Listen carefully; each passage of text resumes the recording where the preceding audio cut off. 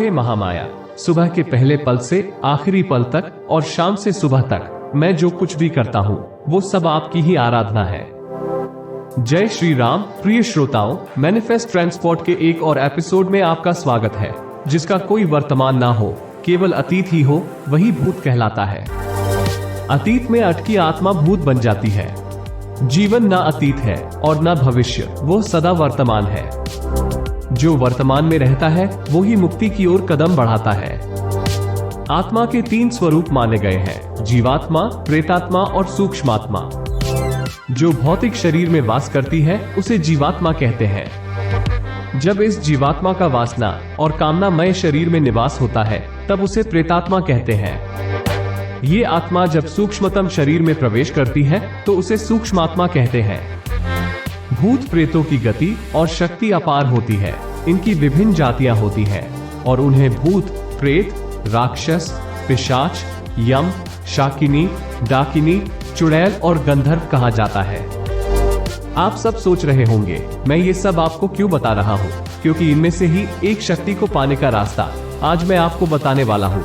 देखो, ये सब निम्न कोटि की साधना होती है, लेकिन इनका एक सबसे बड़ा फायदा होता है कि ये जल्द सिद्ध हो जाती है और ये आपके लिए धन प्राप्ति के सभी मार्ग खोल देती है। मतलब आपको कहीं ना कहीं से धन ला कर देती है। तो यदि आप पहली बार यहाँ आए हैं तो आप एक गहन अनुभव के लिए तैयार हो जाएं, क्योंकि यही आपके आत्म विकास का प्रवेश द्वार है। यहाँ हम मंत्रों, साधनाओं और व्यक्तिगत ज्ञान के मार्गों का पता लगाते हैं।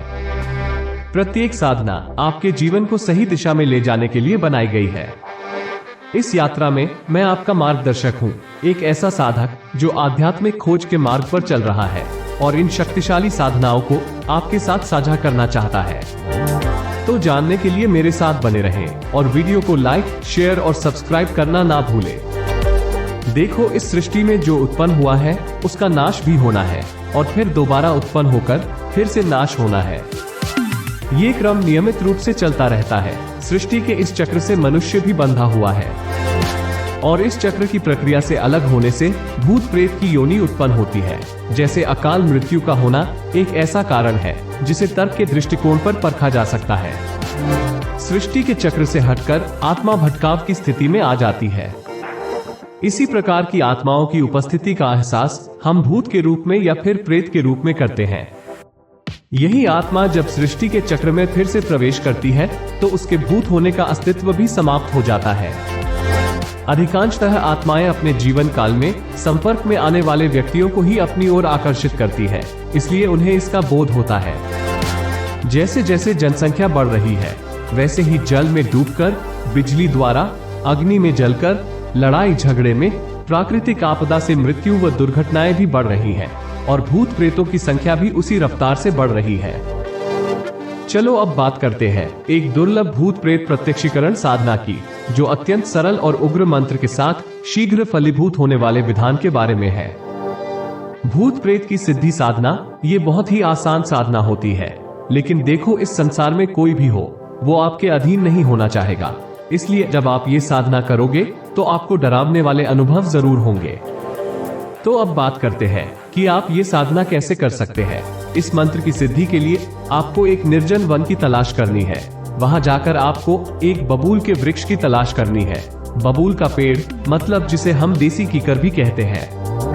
अब आपको बबूल के वृक्ष के नीचे 3 दिन तक रोज 1008 बार मंत्र का जाप करना है। अब जैसे ही आप तीसरे दिन मंत्रों का जाप पूर्ण करेंगे, आपके सामने प्रेत प्रकट हो जाएगा और आपसे पूछेगा कि आपने उसे क्यों बुलाया है। उस समय आपको डरना बिल्कुल नहीं है। आपको निर्भय होकर अपनी मनचाही वस्तु उसे मांग लेनी है। आपको किसी भी प्रकार से प्रेत से डरना नहीं है। साधना मंत्र है ओम श्रीं वम वम भुन भूतेश्वरी मम वश्यम कुरु कुरु स्वाहा। उससे वचन ले लेना है कि जब भी आप बुलाओगे उसे आना पड़ेगा और आपकी इच्छा को पूरा करना होगा। देखो, अगर आपने इसे सिद्ध कर लिया तो आपके जीवन में हर तरफ से धन ही धन आएगा, या आप जो भी उससे मांगोगे वो आपको ला कर देगा। अगर आपको इस तरह के वीडियो पसंद आते हैं तो कृपया मुझे कमेंट करके जरूर बताएं। मुझे आपके कमेंट से बहुत अधिक मोटिवेशन मिलता है, जिससे मैं आपके लिए ऐसे ही अच्छे वीडियो और भी ला सकूंगा।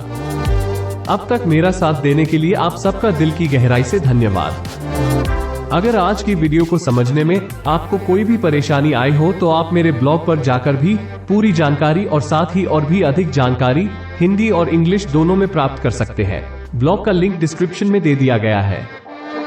इसलिए मैं आपको मंत्रों की शक्ति और इन पर विश्वास करने के विचार के लिए आमंत्रित करता हूँ।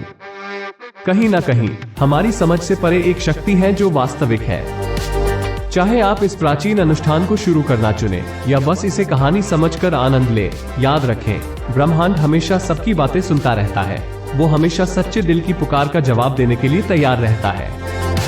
इस मनमोहक यात्रा में मेरे साथ शामिल होने के लिए धन्यवाद। यदि आप भी मेरी तरह प्रकृति के रहस्यों को समझाना पसंद करते हैं तो मैनिफेस्ट ट्रांसपोर्ट को लाइक, शेयर और सब्सक्राइब करना न भूलें।